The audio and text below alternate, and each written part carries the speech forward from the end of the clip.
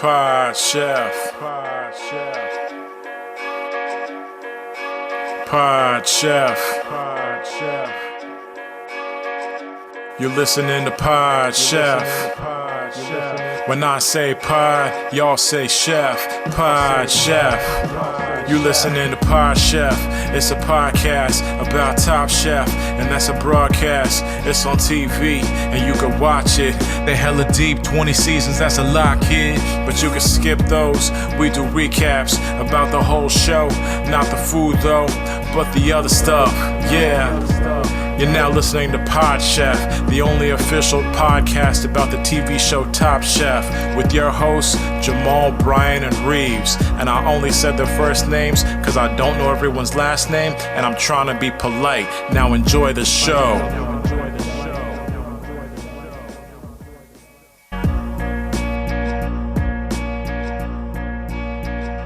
All right, welcome to Pod Chef, the official Top Chef podcast. I'm your host, Jamal.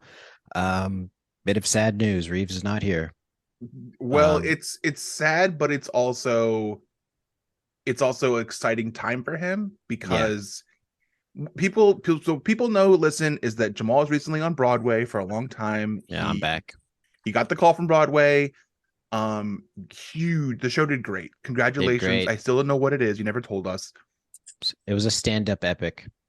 Okay. A stand-up comedian who got arrested for his jokes. Oh, wow. Okay. And people like that? People loved it. Okay.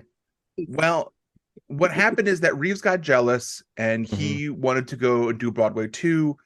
But so what he did, so actually, I guess maybe he heard about your play. What he did is he actually got himself arrested. Yep. But like not in a fun way. Not in a fun way. Yeah. It's actually, what he did was he didn't pay his taxes. And that'll always get you. That's the one thing that you can do whatever you want. You'll pay your taxes, you go to jail. You won't hear me on stage making jokes about not paying your taxes because that's not funny. No. And the IRS doesn't have a sense of humor that I'm aware of, so I won't be doing those jokes. That's for sure. Yeah. No. So Reeves get well soon. I think that's what you say to someone who's arrested for tax fraud. Tax evasion. Yeah. Get well soon.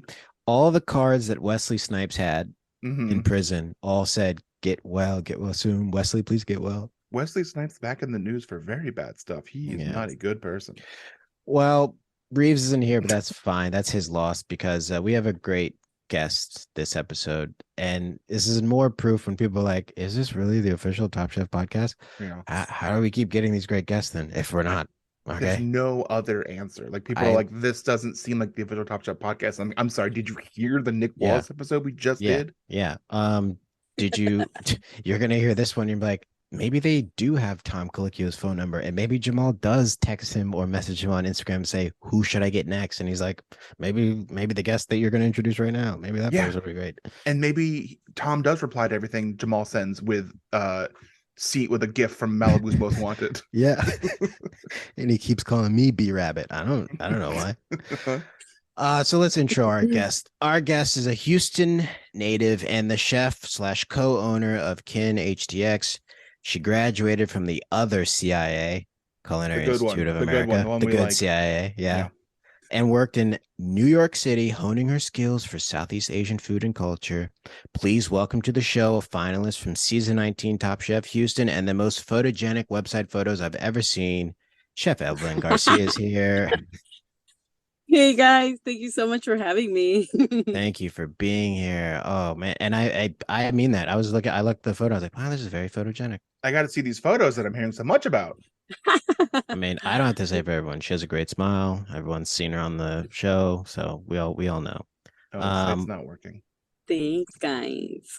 So, first question is: take us back, season 19, filming in the pandemic. What was that like for you? It was rough. I mean, it was definitely different. I think our experience.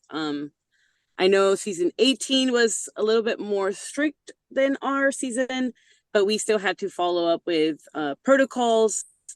Thankfully, we didn't have to do like the 2-week. Was it like 2 weeks of just not like being locked up in your room? How the other season did. So we were just tested very regularly. And thankfully we did have our own rooms, which I'm grateful for that. Yeah. I think it's they had the stressful budget enough for that. Yeah. Yeah, thankfully they had the budget for that, our season. Because I feel like, no, you have a lot to deal with, let alone, as an adult Yeah. sharing a room. You don't want to manage another adult. No, I don't need to hear what you sound when you sleep, Like, I'm good. So thankfully that was something they kept, that we were able to have our own rooms. But overall, I mean, I think it was a crazy experience. I think it's still competition. It's something that you try to mentally prepare, but you really don't know what's going to come your way. So you just have to figure out how to roll with the punches really quickly, and then cook good food. Well, speaking of rolling with punches really quickly, when you showed up, they make you team up right away and do a quick fire where you can't talk to each other. How did that feel as a quick fire, as a ice breaking quick fire? Well, I cut myself in the first 2 seconds. So that was very nerve-wracking. Yes. I honestly, well, they only gave us 10 minutes, I think, per person. And I think I cooked for 2 and then cut myself. So then you have to wait for medics. So essentially I was just cooking with one hand while I was being taped up or whatever. I mean, it was like a nick, but of course it wouldn't stop bleeding. Yeah. And you can't touch anything once you've cut yourself. So I just standing there with one hand kind of sauteing with the other one as I'm getting wrapped up on the other. So I didn't do much cooking on the first round, for sure. It was just more, I don't know. I was like, well, I have some ingredients. At least I was able to bring some ingredients to the table. And I think I put something on a pan. I think that's as far as I went. Well, I mean, that's more than I would have done. So that was super hard. Had I nicked myself, I would have been like, owie, owie, owie. I would have needed the crying room. Yeah. Can we stop filming, please? Yeah. Oh yeah, the crying room. Whenever I'm on a TV show, I make sure there's a crying room. That's the thing because of my writer. Yeah. Oh yeah. They say that any special request. Yeah, but also any room could be a crying room when you cry a lot, like I do. Yeah.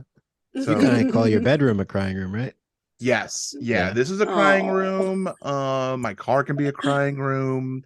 Train can be a crying room. Very portable, I see. Yeah. Yes. I can make it anywhere, Do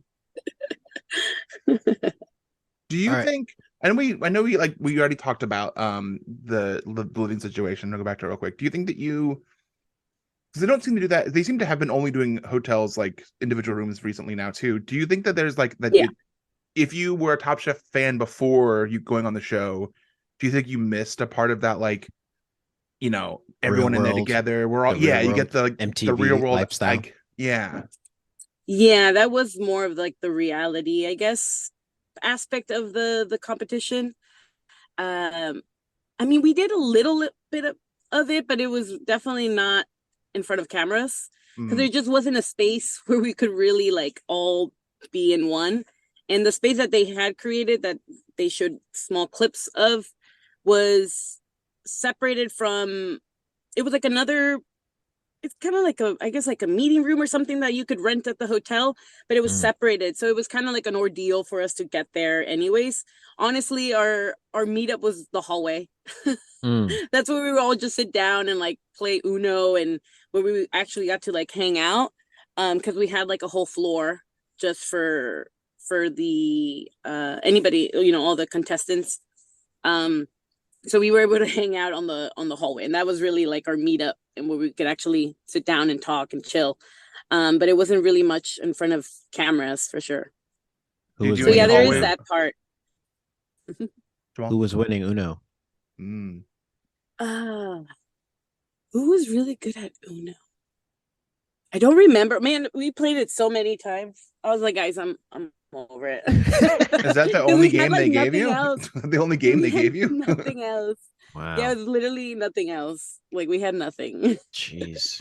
they're like, yeah, here's some Uno. And I'm pretty sure someone requested it, honestly. It's not Oh, like they just had it there.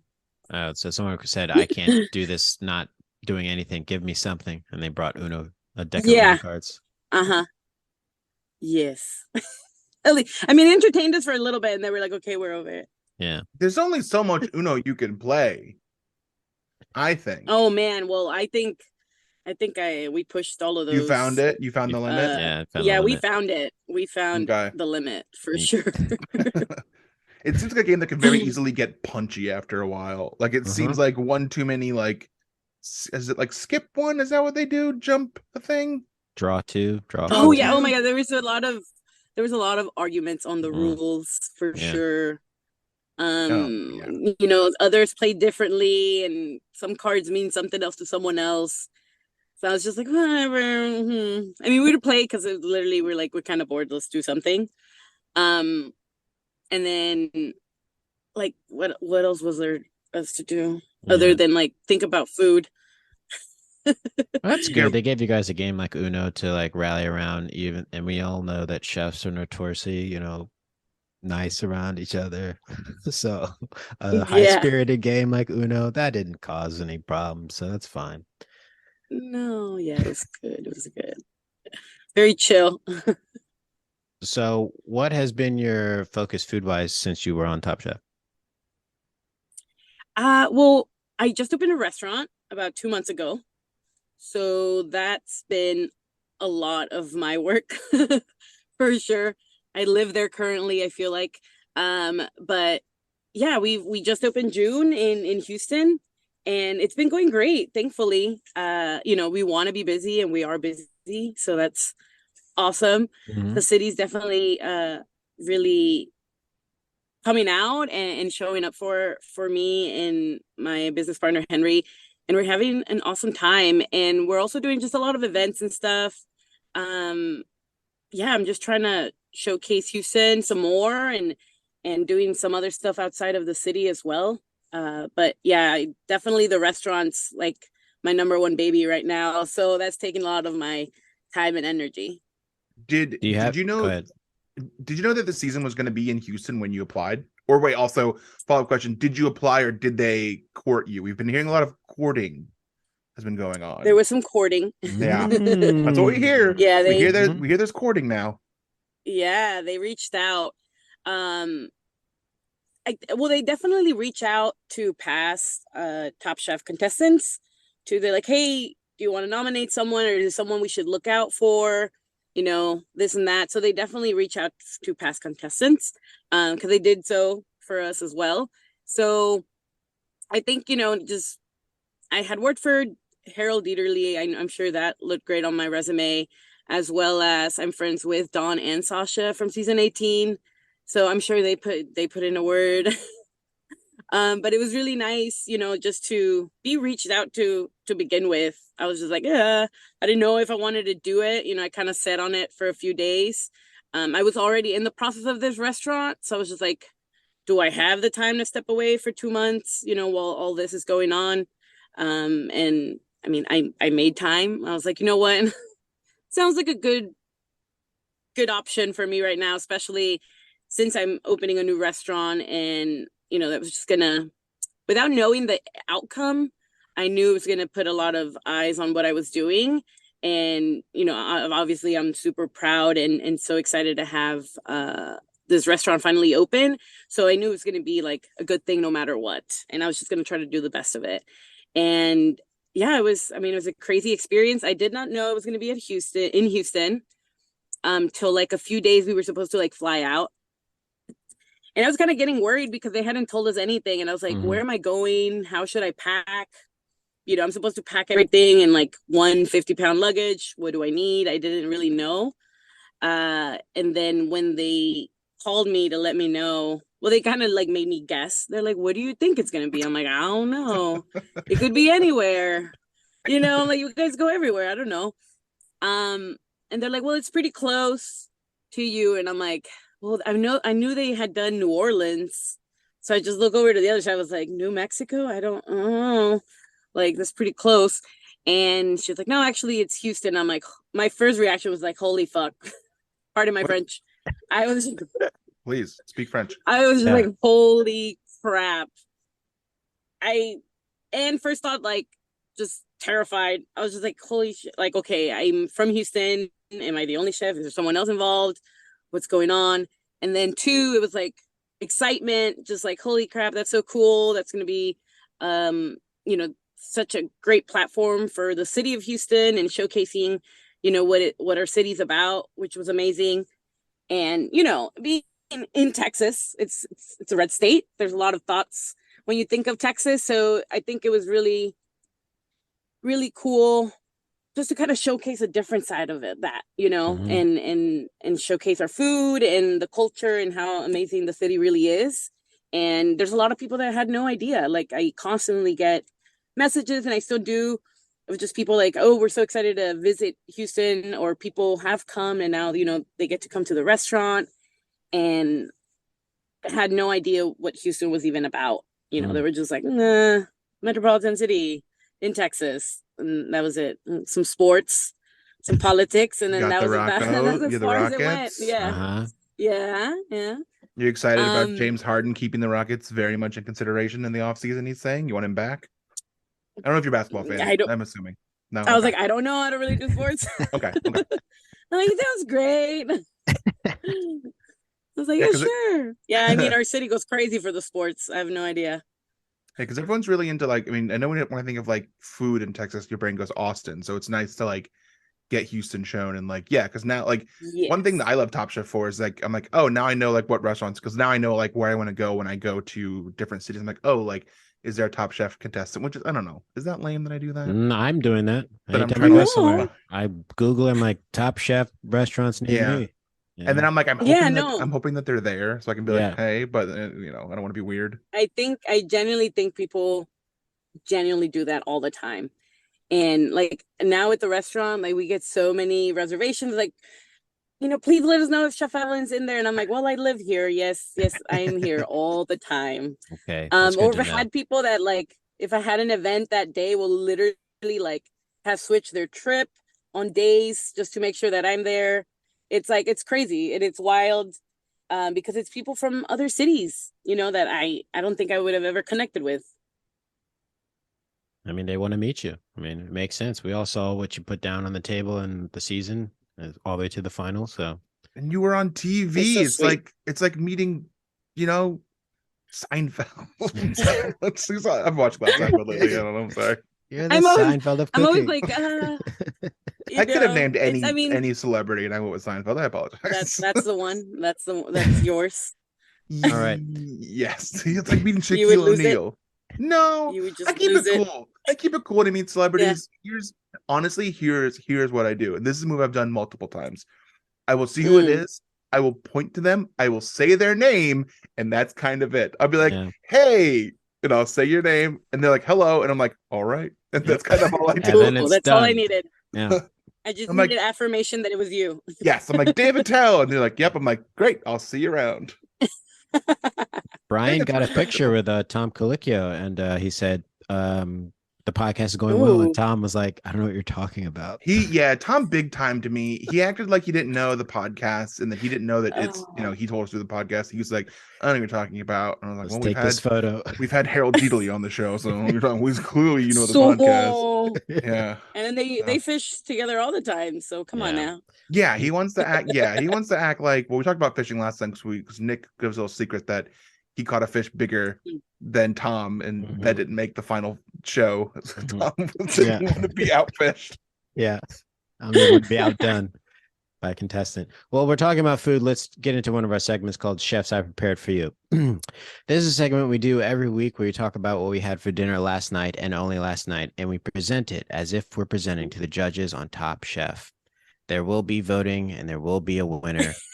I will go first. Chefs I prepared for you: chicken tortellini from a bag, not by hand. Ooh. Yep. Arugula salad and a sickening amount of funfetti vanilla birthday cake. And it wasn't my birthday. I'll take questions right now if you have any. From a bag. Well, like was it frozen? Yep. Okay. Frozen okay. tortellinis from a place Cool. called the Italian Store, right Okay, that's outside better than like a DC. whole. That's better Yeah, than this like wasn't a a Whole whole. Foods. Yeah, this was like Fancy. they were imported from. They were imported from New York. From that, right? Yeah, well, you know, Okay. best I mean, pasta it's in the pretty close to world. Italy. Yeah, Yeah. Yeah, yeah. yeah. It's right next door. Essentially Italy. Literally. Yeah. Oh yeah, Sure. every day I'm like, hey, is that the is that the freaking the Coliseum? And they're like, no, dude, that's No, that's actually you Madison know, Square Garden. that Stop yeah. I'm calling like, it that. oh, Yeah. I Actually, don't pretty. know. I Yeah, don't know. respect the garden. Yeah. Oh. Fooled me. So then you ate a bunch of birthday cake, and it wasn't your Yes. birthday. It was someone Was it? else's birthday. It was Yeah, my how good did that- friend. Yeah, my good friend Ronan, who's 2 years old, had a birthday this past weekend, and he had so Oh. much cake left over. And I said, "Hey, bud, I'll finish it. Don't You worry." just stole his cake. I'll And I take that s- off I your hands. Stole all of it. I got so much cake over here. Well, he's 2 years. How much cake can a 2-year-old have? Should they have? One handful. Yeah, I'm like, their I feel like handful. I'd be surprised. I feel like I'd be surprised at how much sugar kids can actually Yeah. intake. That's Yeah. true. So Was yeah, it a I- smash cake? I learned about smash cakes recently. It's a cake just made for smashing. You give it to a Oh. baby, and their whole job is just to beat the hell out of it. it was not. He's 2, Mhm. so he's not technically a baby, but it wasn't a smash cake. It was a full-fledged cake. Great. It tasted great. I mean, you nuke this thing in the microwave for a little bit. Oh, it's You wonderful. microwave a cake? Oh, warm cake, Yeah, warm cake. like freshly baked cake. Yeah. I It's like see. fresh I see. again. It's just like freshly baked. Yeah. Brian was Yeah, I so see- I lost. see the- Warm cake. The sense behind it. Yeah. I like cake when the frosting gets a little hard. It's been sitting out. I like that too. It gives a little crust. That's Yeah. always fun. Well, I used to Um, work in a bakery, so I know about cakes. Texture. Oh, All those cakes. funfetti. Yeah. I will go next. Chef, last night I prepared for you. This is a delicacy of mine. Uh-oh. They are Ooh. they're bean and cheese burritos made with Amy's refried beans with the green chilies and the mild chilies in them. Mm-hmm. And then you heat up a little flour tortilla and you put the refried beans in there, and then you put cheese on there, and then you sour cream it, and then you break up. This is the secret. This is the secret. Okay. You take Just Whisper it. Mhm. Whisper it. You take It's a secret. You take tortilla chips, right? And you crunch them up, but not Uh-huh. too thin. Uh-huh. And you put those in there. Wrap it up. Oh. Texture. We're talking texture. That's because if you So don't you put have that some in there, texture. you don't put it in there, everything else is soft. Must If be you don't do it, Yep. it's a moosh. So like you gotta Yeah. break the moosh up. Yeah, it's a moosh boosh at that point if you don't put Yes. the texture in. Yeah. And it's pretty good. Okay. It's pretty good. Yeah. I'll take your word for it. All I'm not right, gonna make all it. right. I'll take any questions. Any questions? Was this Uh, leftovers night at the Brian Jackson house? No, Carrie made a veggie burger and I made bean and cheese burritos. Okay. All right. Bean and cheese burritos. All right. Any Sounds- questions? I Evelyn? don't like beans. Okay. Even refried, because refried beans don't taste like beans. They taste like Yeah. I don't know. Well, maybe I'm Mexican Salvadorian, so I was raised like it's beans on like breakfast, lunch, dinner. There's always beans, so I feel like I was I just had them too much. and it's And like Wow. you I'm in know- Texas too, and people Yeah. love bean and cheese Yeah. burritos. Like, So the Is it third too much host who's mush? sorry, go ahead. no, you're good. Oh, so I was saying the third host who's not here, his significant other was raised on rice so much that she does not like rice anymore. Oh man, I don't know about rice. I don't know about giving up rice. Yeah, tell me about it, right? But the beans, I'm like, I normally skip, but the rice, that one's hard. Yeah, get those It's hard beans to out of give here. up. Bring the rice in here. If Yeah. anything, combine the two. Yeah, Yeah. it's better. It's better. All right, what'd you have? Oh man, what did I have? Oh, I didn't make it myself, but I had that because it was family meal at the restaurant. So, chef, what someone made for me, Yes. Mm, yes, was chicken parmesan with smoked Gouda and some Wow. fresh. Yeah, it was some pasta in there. I mean, it was like penne pasta from the box, but it was pretty good. And they did make the tomato sauce, so that was Wow. nice. That's what matters. Yeah. Yeah, Chicken that's parm. chicken parm. It hit the spot. It really did. Sounds like it. All right. Love And a in the nice- kitchen, oh. also I'll give them credit because I didn't make it. It was my line cooks, but I give them credit because other than the pasta was boxed, but they made the breadcrumbs, they made the sauce, they breaded the chicken, they did the whole thing. So it was They really went all good. out. That sounds like a lot. Yeah, I mean, pasta's hard, and pasta's hard to make. And in my opinion, this is completely. Yeah. I'm an idiot. Is that like it tastes the same? You know, there's not that much difference between like fresh pasta and box. I mean, like yeah, but like I'm an idiot, so I don't. I mean, know there's a little. There's a a There's a slight little difference. bit. It's Yeah, slight just a difference. slight But I'm in texture New York, profile. so like the box's pasta tastes better too here. I'm in New Jersey. Yeah. Now, sorry, I'm not in New York anymore. True. But also, I think there's a time and a place when like fresh pasta, like, yeah, that should be part of the dish. And then there's sometimes where, you know, the box pasta just is better for that dish. Yeah. Okay. All right, we're gonna vote now. We're gonna vote. There are rules to voting. There's rules to voting, Evelyn. Whoa. Like in this democratic American society we live in, politics. you cannot vote Very for much so. yourself. Can't vote for yourself, just like in Heard. America. Just like presidents can never Like vote in for themselves. This is what President Biden wants. He wants Yeah. us to vote, but not vote for ourselves. Yeah, we can't vote for ourselves. So I'll go Got it. first. I'm gonna vote for Chef Evelyn Garcia. Ooh, okay. Ooh. Gosh. Chicken parm. Jamal. Yeah, I like chicken. I mean, again, I'm in New Jersey, which is the most Italian place in the entire world. Everyone thinks they're Italian here. More So like sometimes- chicken charm, you know what I'm saying? Yes, I do know what you're saying. All right. I'm gonna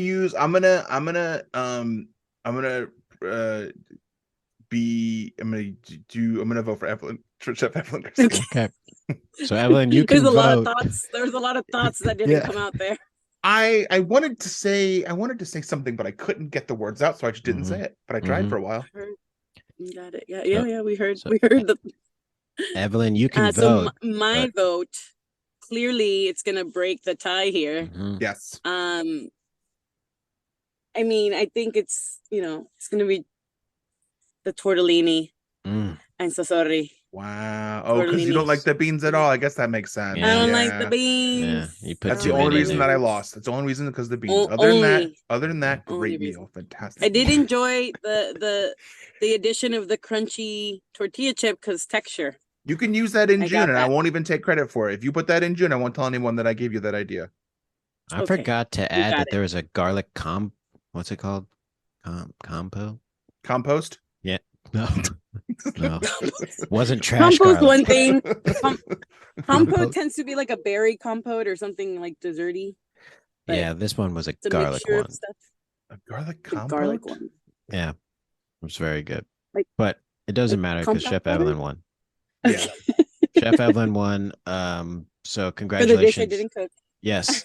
Congratulations. Happens you, all the time. Happens all the time. you win immunity from this podcast. And You don't have to ever come Oh, back wow. again. You don't have to come Yeah. back. Okay, I was You about to don't say, have I was to like, come is back that what I again. win?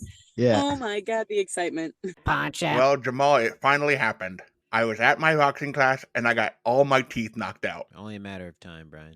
Yeah, that's what I get for not covering my face. Yeah. This is going to mess up your food situation, though, isn't it? It would normally, but actually I just got the BlendJet 2. What's the Blend Jet 2? It's a portable blender and it's small and quiet, but also it can like cut through ice and frozen fruit, which is good because I'm putting entire meals in it. And I'm putting like a burger in it and then blend it veggie burger. And and then I could eat, because if I didn't have this, I would starve.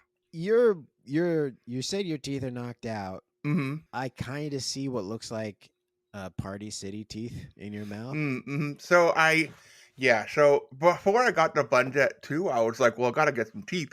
But I had to return, actually. I had a werewolf mask I had to take back. So I figured I'd do a two birds, one stone. I think you're fine, because if what I know about this is right, BlendJet 2 is portable, so you can blend up a smoothie at work, a protein shake at the gym, or even a margarita on the beach. I mean, it's small enough to fit in a cup holder, but powerful enough to blast through tough ingredients, like you said, ice and frozen fruit with ease. Mm-hmm. I mean, I was reading the other day in a pamphlet that BlendJet 2 is whisper quiet, so you can make your morning smoothie without waking up the whole house. And you can't do that now because you used to do that talking. But you Oh can't yeah, really I wake talk up the whole now, house so- no matter without a loud blender. I do it, so it's good now that I have this to be whisper quiet.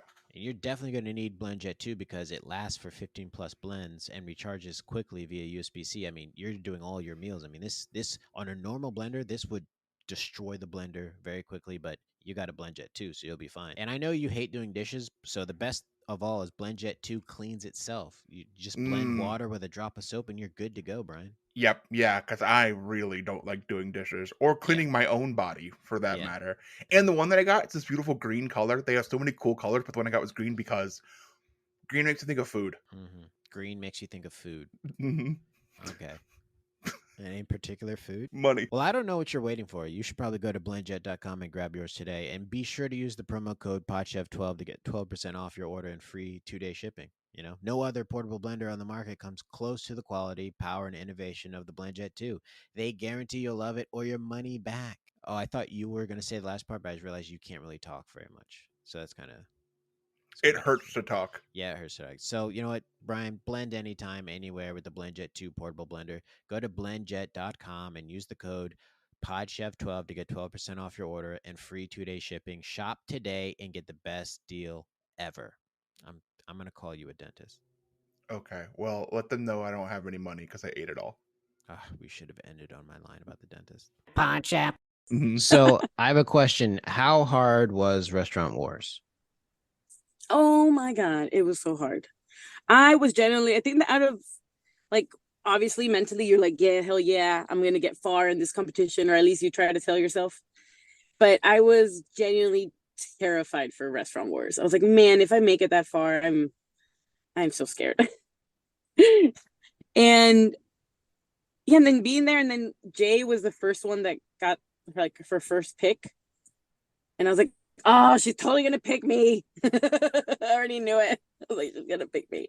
And I was like, man, I don't know. She probably thinks I have a plan, but I have no plan. I was like, God.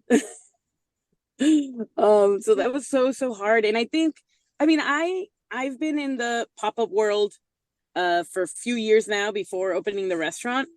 And pop-ups are hard, right? Like you have to come up with stuff out of nothing, outside, inside. Is there electricity? Is there not electricity?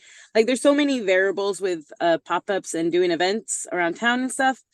So there's like I feel like there's like a bit of some sort of kind of knowledge, right? To creating something really quickly and executing it really fast.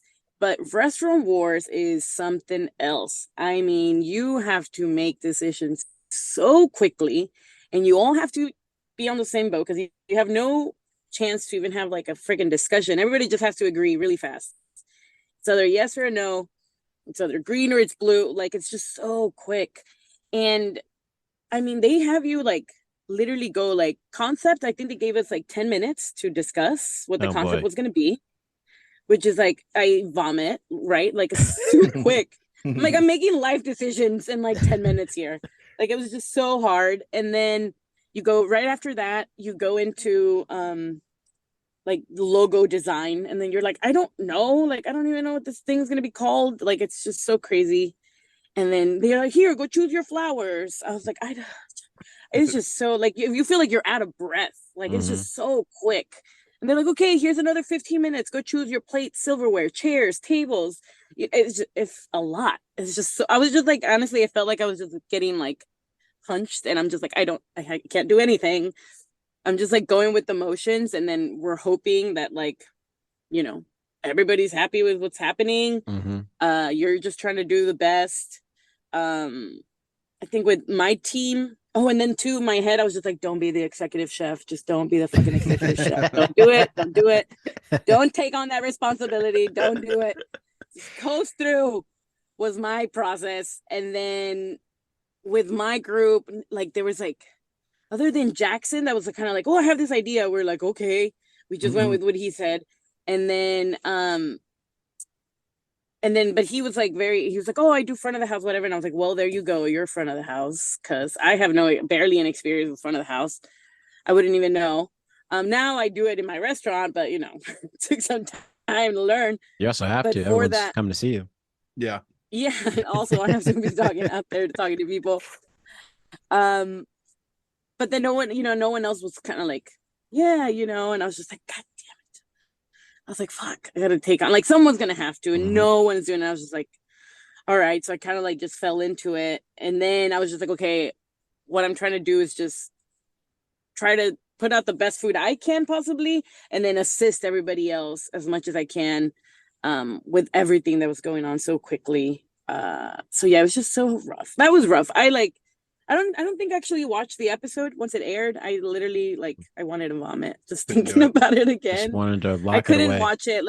I watched all the episodes. I think Restaurant Wars I did not watch because I would do little with my family and stuff. We would do little get-togethers.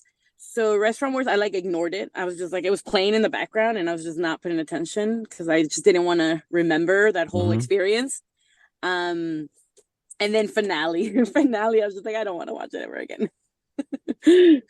But it was very intense. Yeah, for sure. It's just so fast. Well, your run is a good run on Top Chef to watch because you only finished low in the bottom 3 twice in the whole season. So yeah, thankfully. Yeah, I mean, I feel I know I think someone told me not too long ago, they're like, oh, well, you never heard Padma tell you to pack your knives. And I'm like, oh, thank God I never did. I was like, oh, I never thought about it. And then I'm like, well, thank God, because that was hard. As well as you feel like you're doing in the competition, I felt like I was bottom the whole time. Really? Not once that was I feeling comfortable or, every competition I was just trying my hardest on everything. Not once did I feel confident, 100, oh yeah, I got this. Not once. Even if they're like, well, you were doing so well. And I was like, well, inside it did not feel like that. I guess it's good that you didn't have to be told to pack your knives by Padma because I heard that what she does after she says it is that she literally walks you to your knives and makes you do it on the spot. And she's like, do it now. And you're like, well, no, I want to. And she's like, do it right now. Yeah. And she's like, don't cry. Don't you cry. She's like, once I heard Padma say, she says, I'll give you something to cry about. Oh, no, thank you. You definitely do it. No, I rather hear pack your knives than let me give you something to cry about from Padma. She says that and then she puts on a mask of your dad's face. No. I'll give you something to cry about. My dad used to say that. Yeah. Real cool. Being a kid's great. I have a question about the finals. Were any of the dishes you made in the finals dishes that you're like, okay, I'm only going to make these if I get to the finals?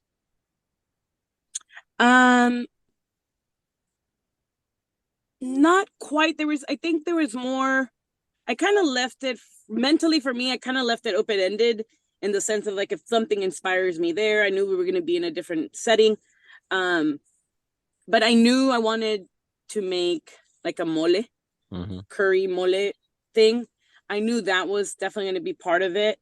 And then the crudo dish, I had an idea for it, but it was kind of open-ended. It could be whatever fish or whatever. I knew I wanted those 2 dishes to be part of it. I kind of left it open to whatever would inspire me there on the we were in Arizona. So I was just okay, I used nopales. I used a lot of different chilies because there was a lot of things I hadn't even seen here in Houston, in Texas. So I kind of left it open-ended for me to be inspired by my surroundings too. Any of those dishes make it to the restaurant? Let me see. I have pieces of things. I don't have the complete exact dish. I definitely have the buñuelo, the tuile, the dessert tuile that I did twice on the show. I'm doing a savory version of it, and it's with our beef tartare. Just because I knew I get asked for it a lot of times, and I was like, okay, well, if I put it on my menu, I want it to be in a different way. So we have a savory one. I have the aguachile that I did for the Trailblazers for Selena. So I made a version of that. The aguachile is essentially the same. It's just that we're using Gulf shrimp, and the plating looks very similar. It looks like a flower and everything. And then the curry I did for the barbecue challenge. I'm doing that curry sauce itself, but I'm serving it with lamb. So I've kind of picked and choose things I knew people were constantly asking me for, and found a way to put it into my menu, but in a different way. Yeah, I got to get to Houston. Yeah, I hope Okay, we try this sometime. curry. I've had the menu up the entire time we've been talking. I keep like looking. I keep like glancing over. Oh yeah. I love looking at menus. Oh, I love looking at menus so much. That's his original social media. Just pastime. Yeah. I go on Yelp and I make friends on Yelp, just like looking at the pictures of the food. I don't want people to talk bad. I just read the pictures of the food. That's all I want. I don't need reviews. I don't want food pictures. Brian, do you have any other questions? No, I think I'm good. Again, I just been looking at this. I was gonna ask what to get in your menu. You're but like, now I'm you've just named the looking things. at the menu. Yeah, I'm just like looking at stuff. I'm like, okay, I like this and I like this. Yeah, And there's some cute pictures in there too. Alcohol-free cocktails, which is great. I didn't even scroll down. Yeah, we have a beer desserts. and wine and sake cocktail menu. We don't do any hard liquor. So the restaurant's called June, right? Yeah. What is Kin June HDX? Kin HDX. So that's kind of like my umbrella business, but it's what I started with all my pop-ups, which turned into catering, and now we have a product line as well, like some condiments that we sell locally and we ship nationwide. So that kind of stayed under the by Kin, and then June is the restaurant. Oh, okay. All right. Yeah. I have one last segment before we get out. We do this with all the Top Chef guests that come here. It's called Add Foam, Debone, or Send Home. This is where you pick, usually from the three of us, who you're going to add foam to, who you're going to debone, who you're going to send home. It still applies because there's still three people here. So of the three of us here, yeah, you got to pick yourself. Okay. Of the three of us here, who would you add foam to? Who would you debone? Who would you send home? Or you could say Reeves. He's not here, but you could pick Reeves for one of these. Yeah.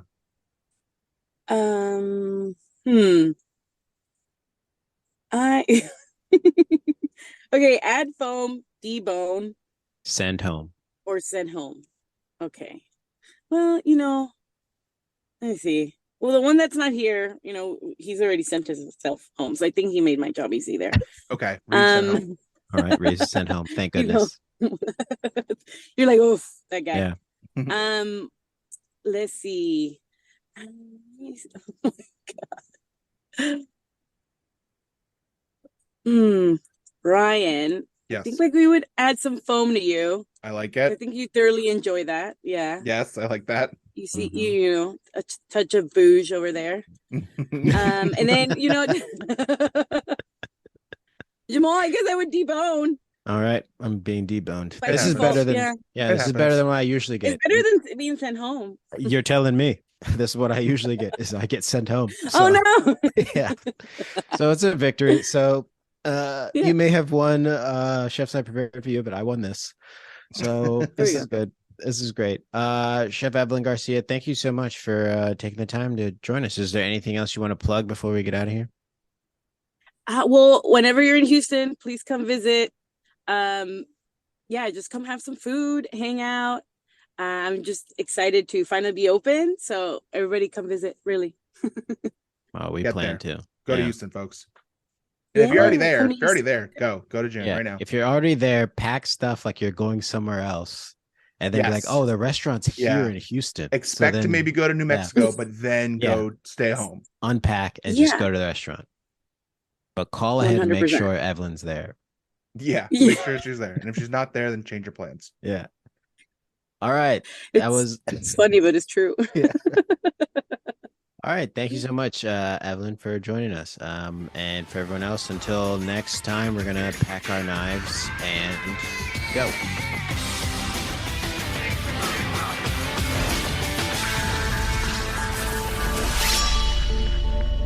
This is fun. Absolutely. This is great, guys. You guys got something here. This is fun. Nice.